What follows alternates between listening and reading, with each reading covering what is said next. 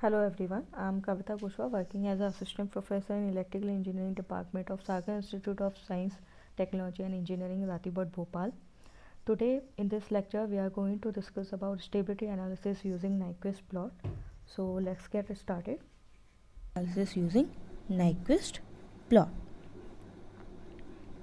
We know that in Nyquist plot, from the Nyquist stability criteria, from the formula n is equals to z minus p, we find out z by encirclement about critical point which is -1 plus z0 point. ठीक है, तो z है हमारा close loop poles in right hand side.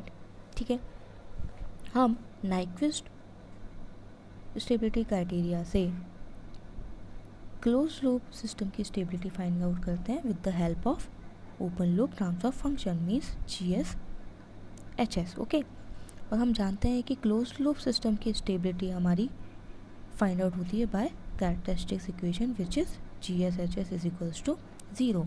इसीलिए अगर हम GSHS का plot बनाए, Nyquist plot is Nyquist and polar plot is a plot of GSHS. Okay, तो GSHS is a open loop transfer function and 1 plus GSHS is the characteristics equation of closed loop transfer function.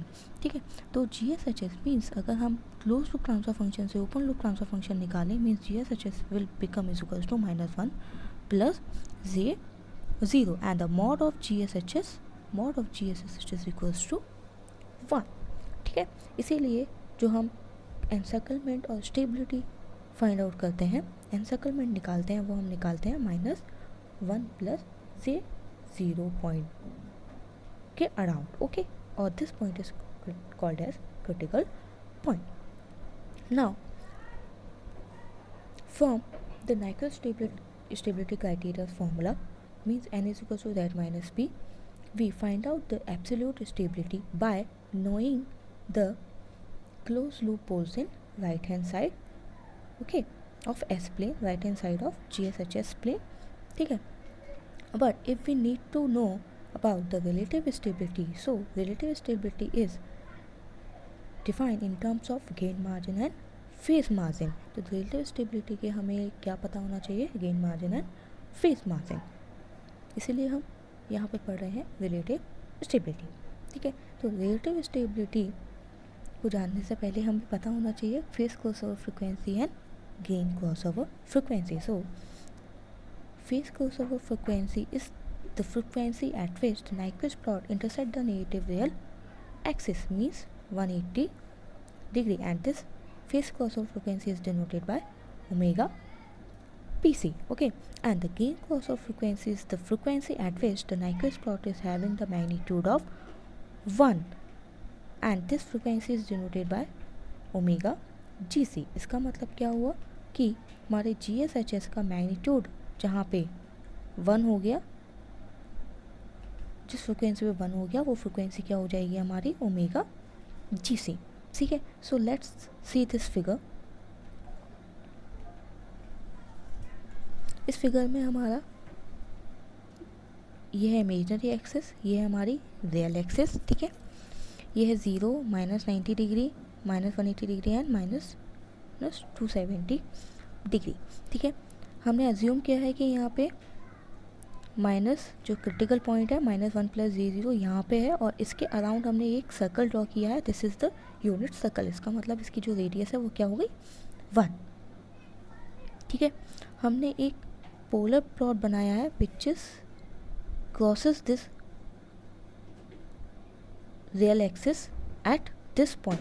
ठीक है, और जैसा कि हमने definition से पढ़ा था, omega PC is the point where your polar plot intersect the negative real axis means -180 degree line. तो यहाँ पे हमारा पोलर प्लॉट कट कर रहा है, तो ये क्या हो जाएगी हमारी फेस क्रॉसओवर फ्रिक्वेंसी. ठीक है, और हमने सपोज किया ये जो 0 से इस पॉइंट तक की डिस्टेंस है, that distance is x. Okay, now if you talk about the gain crossover frequency, तो gain crossover frequency by the definition of gain crossover frequency क्या होना चाहिए, मैं जो GSHS का मैग्नीट्यूड है वो क्या होना चाहिए, 1।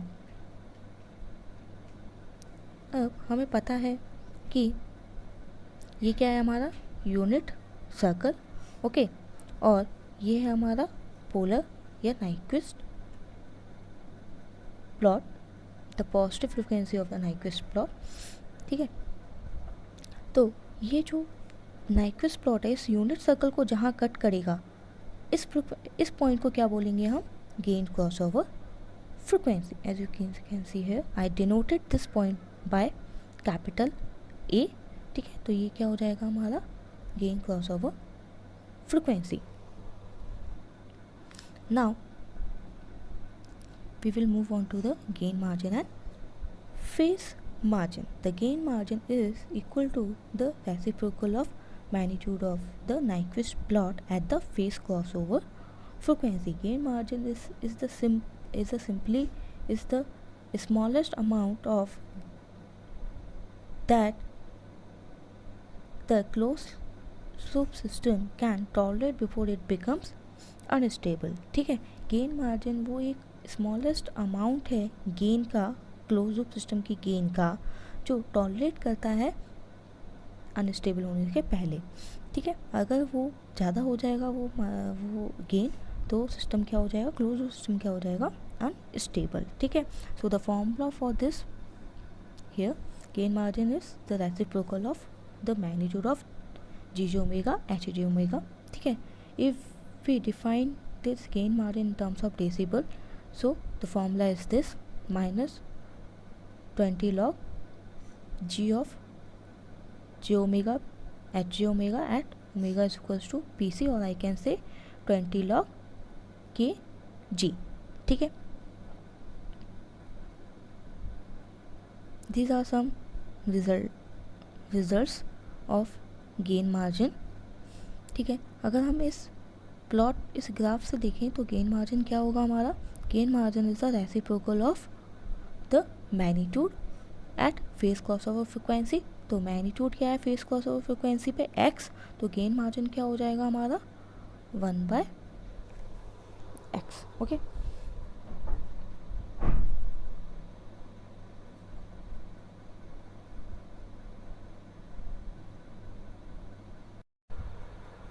Okay, so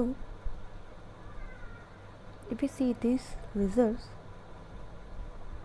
when the plot intersect the negative real axis, does not intersect the negative real axis means ये हमारा ऐसे प्लॉट है, ठीक है। नेगेटिव रियल एक्सिस हमारी ये है -180 डिग्री वाली लाइन पे, जैसा कि आप देख सकते हैं ये जो प्लॉट है वो 180 डिग्री को कट नहीं कर रहा है, मीन्स रियल एक्सिस को कट नहीं कर रहा है। तो हमारा मैग्नीट्यूड क्या होगा उस पॉइंट पे, मैग्नीट्यूड क्या होगा हमारा m इज योर 0, ओके। तो गेन मार्जिन क्या हो गया, अगर मैं इन टर्म्स ऑफ dB की बात करूँ तो 1/mod, और मॉड क्या था हमारा 0, तो 20 log 0, 1/0 मीन्स इन्फिनिटी, ठीक है। तो this will be your kg is become your infinity, ठीक है, kg 1 by magnitude is 0, so this is infinity, okay.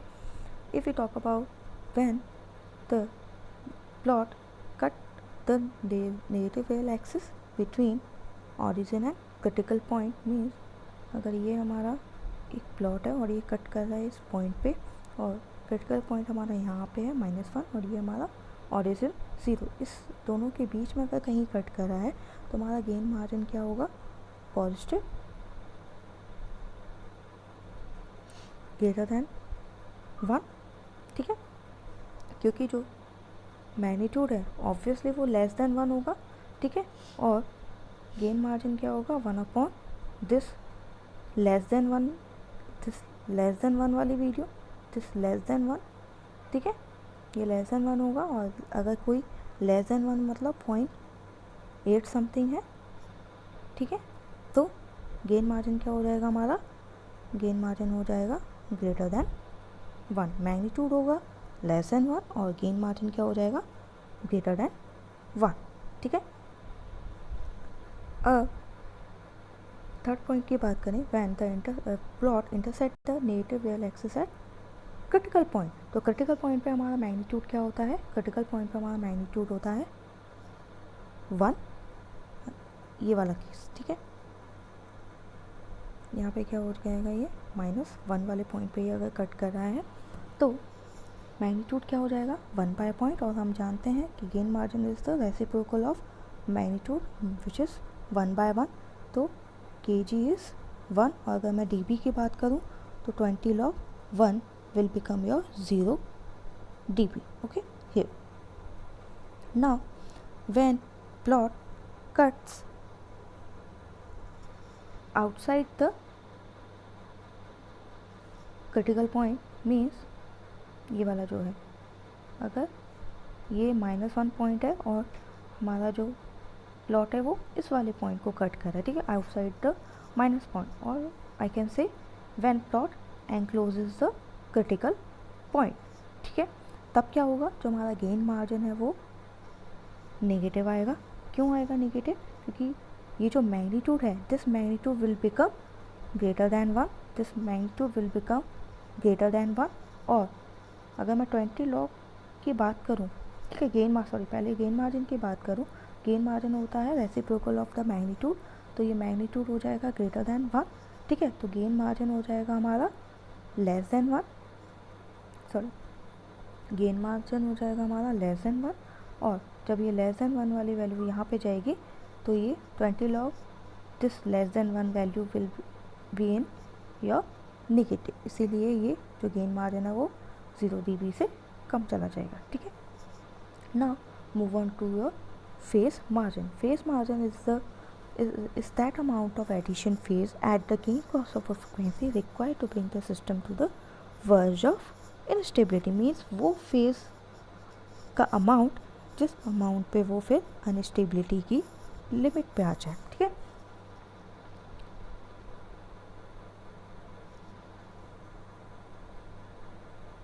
and the formula for this phase margin is here. Phi m is a phase margin, phi m is equals to 180 degree plus angle of j omega h j omega at omega is equals to omega gc. gc is nothing but your gain cos of a frequency. Okay, let's see this gain margin from this diagram. We have already covered gain cos of frequency, phase cos of a frequency and gain margin. Now let's see phase margin. phase margin हम क्या कहा, gain cos of frequency में find out करते हैं और वो एक ऐसा अमाउंट है जिसके आगे क्या हो जाएगा, हमारा क्लोज्ड सिस्टम अनस्टेबल। ठीक है, तो ये हमारा यूनिट सर्कल है। ठीक है, यहाँ पे हम निकालते हैं फिर गेन कॉस ऑफ फ्रिक्वेंसी। तो गेन मार्जिन हमारा द फेज ऑफ लेग, ये जो एंगल है फ्रॉम नेगेटिव रियल एक्सिस से इस गेन क्रॉस ओवर फ्रिक्वेंसी की लाइन पे, this angle is your phase margin. Okay, as you can see here, ये ठीक है, ये 5। ओके, सॉरी यहाँ तक नहीं जाएगा, ये सिर्फ यहाँ तक जाने वाला है,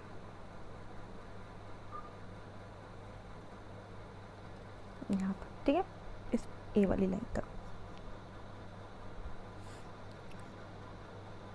नाउ सी क्रिटिकल पॉइंट के अबाउट अनस्टेबिलिटी एंड इनस्टेबिलिटी। ठीक है, अगर हमारा when the polar plot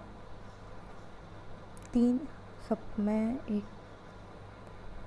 GSHS consider कर रही हूँ। Okay, suppose this GSHS is k divided by st1 plus 1. Okay, and the polar plot is this. हमें नहीं पता कि -1 पॉइंट वाले पॉइंट को क्रॉस कर रहा है, कट कर रहा है कि बाहर है कि अंदर है। -1 वाला पॉइंट यहाँ पे है कि यहाँ पे है कि यहाँ पे है, ठीक है। Suppose when k is equals to k1, तो k1 वाले पॉइंट के लिए हमारा जो -1 वाला पॉइंट है वो यहाँ पे है, ओके। और k2 when k is equals to k2 वाले पॉइंट के लिए हमारा -1 पॉइंट कहाँ पे है, यहीं पे है, ठीक है। और when k is equals to k3, तो हमारा -1 वाला पॉइंट कहाँ पे है, यहाँ पे है, ठीक है। मैं 3 ग्राफ बना देती हूँ GSHS के, जहाँ पे -1 वाला पॉइंट क्या है, ये, ठीक है। थर्ड वाला केस था, सेकंड वाला केस जब हमारा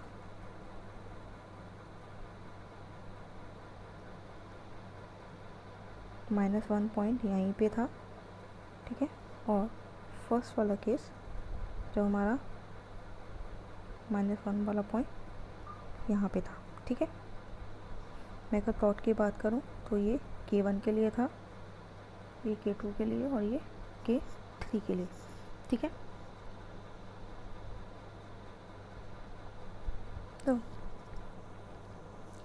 ये 0 और k -1 के बीच में, means critical point is outside the polar plot. It means यहाँ पे क्या होगा, आपका गेन मार्जिन और phase margin will become positive. तो ये सिस्टम क्या हो जाएगा आपका, स्टेबल, ठीक है। यहाँ पे जब ये आएगा, जब आप कैलकुलेशन करेंगे तो यहाँ पे क्या आएगा आपका, gain margin is equals to 1 और आई कैन से 0 dB, ठीक है। और यहाँ पे फेज मार्जिन क्या आ जाएगा आपका, 0, ठीक है, क्योंकि ये -1 वाली लाइन पे, -180 डिग्री लाइन पे कट कर रहा है, ठीक है। क्योंकि आपका जो एंगल ऑफ जी जो ओमेगा है वो क्या हो जाएगा, इक्वल टू 180 डिग्री, और फेज मार्जिन हो जाएगा आपका 180 degree minus 180 degree, that will become 0, ठीक है। तो ये सिस्टम जो मिडल वाला सिस्टम था वो हो जाएगा आपका मार्जिनली स्टेबल। और जो लास्ट वाला केस था जब आपका -1 यहाँ था, तो ये सिस्टम क्या हो जाएगा, अनस्टेबल, ठीक है। ये जो फर्स्ट वाला केस है, ये जो यहाँ पे केस है, क्योंकि यहाँ पे क्या हो जाएगा आपका नेगेटिव फेज मार्जिन। और नेगेटिव फेज मार्जिन आप कैसे मेज़र करेंगे, ये वाली लाइन पे, ठीक है, ये, ठीक है। पहले कहाँ हो रहा था, यहाँ पे,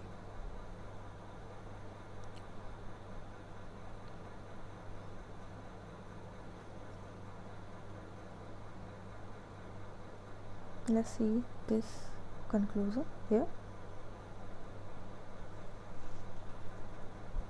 omega P C is greater than omega G C, तो गेन मार्जिन क्या होगा, पॉजिटिव, ठीक है, means greater then 1।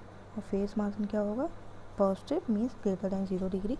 System will become stable when omega P C is equal to omega G C, sorry ये जी सी है, ठीक है, और ये भी जी सी है। When omega P C is equal to omega G C, means gain crossover frequency और phase crossover frequency जब इक्वल होंगी तब हमारा गेन मार्जिन क्या होगा, 1 और आई कैन से 0 dB, और फेस मार्जिन क्या होगा, 0 डिग्री। The system will become marginally stable, ठीक है। When omega P C means phase crossover frequency is less than the gain crossover frequency, then gain margin will become negative, और phase margin भी हमारा क्या हो जाएगा, less than 0 degree, मतलब means negative. तो system will become unstable, okay.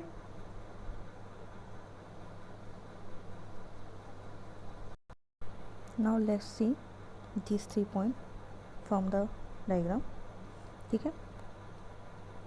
ये आपका -1 वाला पॉइंट है, ठीक है। ये क्या है, जो हमारी फ्रिक्वेंसी, जो हमारा मैग्नीट्यूड है वो ऑब्वियसली लेस देन 1 होगा, क्योंकि मैग्नीट्यूड क्या है यहाँ पे, maximum magnitude 1, this magnitude is less then 1। और गेन मार्जिन हमारा क्या होता है, गेन मार्जिन होता है 1 by magnitude, means 1 by suppose less than, तो दिस इज 0.8, ठीक है। 1/1.8 क्या हो जाता है आपका, ग्रेटर देन 1, तो gain margin is greater then 1। और अगर मैं फेस मार्जिन की बात करूँ तो फेस मार्जिन ये क्या है हमारा 180 डिग्री लाइन, ठीक है। यहाँ पे ये कट करेगा एंगल, और ये हमारा क्या हो जाएगा फेस मार्जिन। तो फेस मार्जिन में हमारा क्या रहेगा प्लस 180 डिग्री, क्योंकि ये माइनस 180 डिग्री से कम ही रहने वाला है फेस, ठीक है। और अगर मैं बात करूँ कि जब सिस्टम -1 की लाइन को क्रॉस कर रहा है, -1 मीन्स क्रिटिकल पॉइंट को कट कर रहा है, तब क्या होगा हमारा गेन मार्जिन की वैल्यू क्या हो जाएगी हमारी, मैग्नीट्यूड की वैल्यू क्या होगी केस में मैक्सिमम 1, और गेन मार्जिन क्या होता है 1 बाय मैग्नीट्यूड मीन्स 1/1। तो अगर मैं डीवी की बात करूँ तो 20 log 1, और 20 log 1 क्या हो जाएगा हमारा 0, मीन्स 0 डिग्री, ओके। और अगर मैं फेस मार्जिन की बात करूँ तो ये है हमारा 1, ठीक है। ये हमारी किस पे 1 - 180 डिग्री लाइन पे ही कट कर रहा है, ठीक है। जो हमारा ग्राफ है पोलर प्लॉट, ये -180 डिग्री लाइन पे कट कर रहा है, ठीक है। इस यूनिट सर्कल को -180 डिग्री लाइन पे कट कर रहा है, तो ये क्या हो जाएगा हमारा ओमेगा GC। और अगर मैं फेस की बात करूँ तो फेस हो जाएगा -180 डिग्री। और अगर मैं फेस मार्जिन की बात करूँ तो phase margin is equals to 180 degree plus यहाँ पे क्या है -180 डिग्री, तो this 180 degree, this -180 degree will be gives phase margin 0, okay. तो ये सिस्टम क्या हो जाएगा मार्जिनली स्टेबल।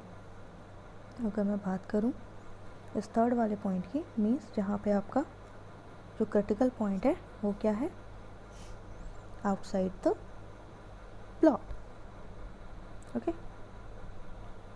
तो यहाँ पे क्या होगा हमारा जो मैग्नीट्यूड है वो क्या होगा, सॉरी मैग्नीट्यूड होगा हमारा ग्रेटर देन 1, और गेन मार्जिन क्या हो जाएगा लेस देन 1, क्योंकि गेन मार्जिन होता है रेसिप्रोकल ऑफ मैग्नीट्यूड, और मैग्नीट्यूड अगर ग्रेटर देन 1 है तो 1 बाय ग्रेटर देन 1 वाला जो कोफिशिएंट है वो आपको देगा लेस देन 1 वैल्यू,